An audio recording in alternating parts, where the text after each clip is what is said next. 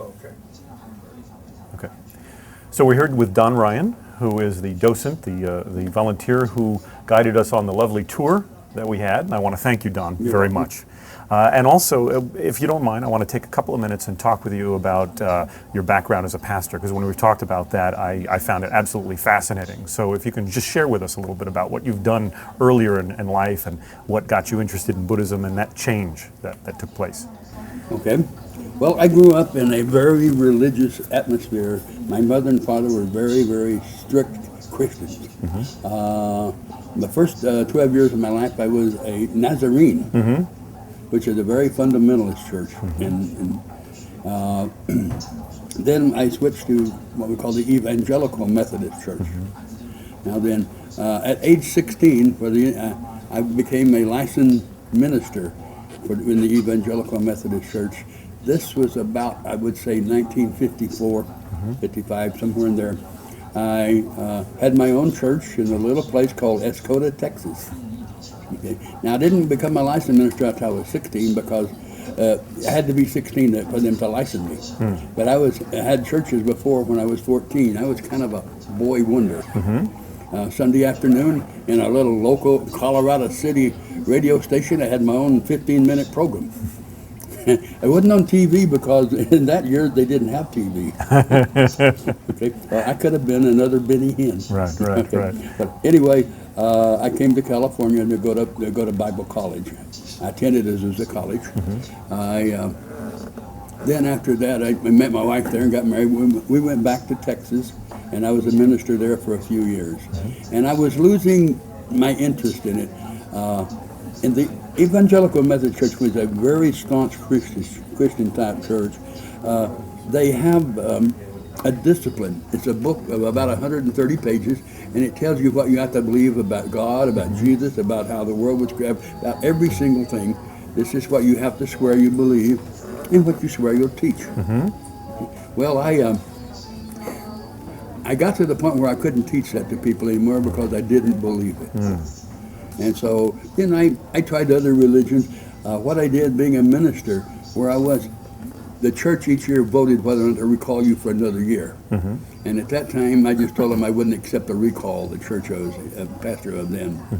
Okay, and then I tried Unity Church, I tried the Religious Science Church, and none of them would satisfy me. None of them I thought were what I needed. So I discovered the temple here simply because they serve vegetarian food. And I was a vegetarian, not for any religious belief, but because I don't think it's good for you to eat the stuff we put in that meat. My father was a rancher, and I know what we fed those animals. Right. And I just thought it wasn't healthy for me, all the shots of hormones and things. So I found the dining room they have here. They have a vegetarian buffet. At this time, I'm practicing. It's about 6 years ago. I was going to do the LA Marathon, and did the marathon. And people talk about vegetarian, can't do that. Yes, you can. So then I started coming here for the meals. And after that, I had my own method of meditation, which I'd learned years before the temple. And I would go to the main shrine and sit there and meditate. One day, a docent came through with a group of people. She was telling them about what the Buddha taught. So I started following her around, and my goodness, I thought it took about an hour. I said, I've been a Buddhist all my life and just didn't know it. And so I started coming for the classes they hold here. They have English-speaking classes here. And later on, after about 2 years, I joined the temple. And then I decided I wanted to do the same thing that got me to be one. I wanted to be a tour guide. So I did the course of study they had and became a tour guide. And I got to the point where in Christianity, I just could not believe what I had to swear that I believed to do that. Right. And, we all change as we grow older, and our thoughts in that grow. And Buddhism now, we accept anybody, whatever religion they want to be, that's their business. But we have to satisfy our own selves. The Buddha taught that. And so what they were teaching what they were teaching, what the Buddha taught, and satisfies me. Maybe not everyone would satisfy, but it made me happy. Fascinating. Now, if you don't mind me asking, are there any of your former beliefs that you still on some level hold on to or believe in that you've mixed with Buddhism, or have you completely just left those earlier ways of believing? Yes, to be very frank with you, yes, I have left them. See, the Buddha did not teach a God. And so right along with my thinking, that went right along with my thinking. The Buddha doesn't teach sin. The Buddha teaches wrong action. You're just doing wrong, making bad karma. Right. And what he taught, Buddhism, we teach rebirth. And we live this life, and we die, and we have another life after this and another. And so all of a sudden, that fit in with all the other things I had studied, and all of a sudden, it was good. Buddhism, we do not teach prayer. We teach a lot of the ministers that I had to sit and listen to as a little child, it should have been child abuse. I used to be afraid when I was 5 and 6 years old, afraid to go to sleep at night.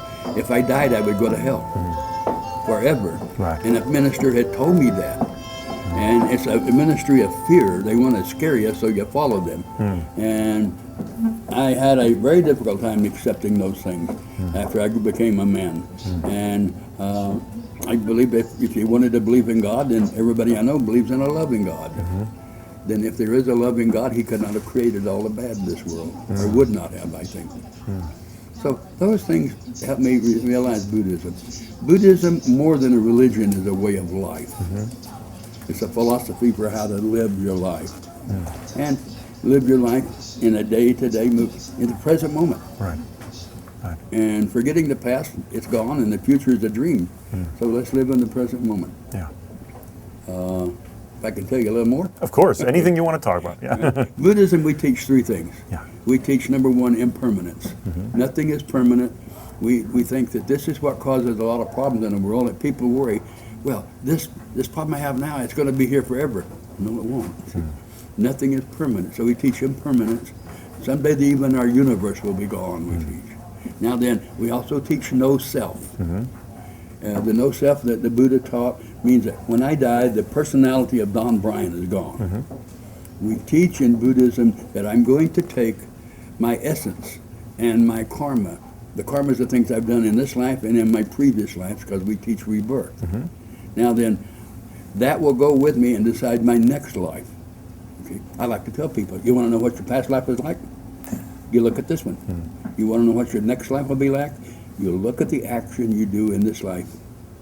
That'll determine your next one. Then the last thing we teach in Buddhism, we teach nirvana. And nirvana is a place beyond time and space. It's a I like to refer to it as a conscious liberation from the problems of this life, of this world. We like to think of it in Buddhism as we return to the one that we all came from. And so those things satisfied me. I also say that Buddhism is not like the ones I grew up in with all the fear and all the bad problems. It's not a door-to-door religion. You've got to come to Buddha. Buddha doesn't come to you. And so it takes a lot of effort. Like I teach in my place there, the Bodhisattva of the great effort. You have to really try with it, you know. And so that helped. I realize at this point there's not many Americans that are Westerners that are Buddhists. They estimate there's between 100 and 200,000 Westerners that are Buddhist. That's all? That's all. Interesting, yeah. And so when you start looking, there's not many of us, so it's relatively new to this country also. Yeah. Generally in the last 100 years in any way, shape, or form, yeah. The Beatles helped it out. Right, that's with right. Their Zen Buddha, their Zen meditation. Right. But it's something that, like I say, not for everyone, but perhaps we teach in Buddhism that we all will someday gain wisdom. We teach not only have we lived this life, we've lived many lives before it. In fact, the Buddha referred to it as as beginningless time. We've been doing this, living the cycle of life.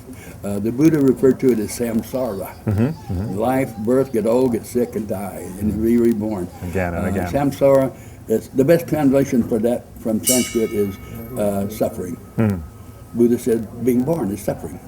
That's why you cry. Being old, getting old is suffering, I can promise you that. Dying is suffering, and all these things. And we want to escape that cycle that we've been going through. And that's becoming enlightened. Right. Right. We can do it. It's either a mental or a physical process. I look at it as mental. All of life is just a mental thing. All of life is just, hey, if you believe it to be true, for you it is. What you think you create, I've heard. Yeah, perhaps you create it. You create what you think.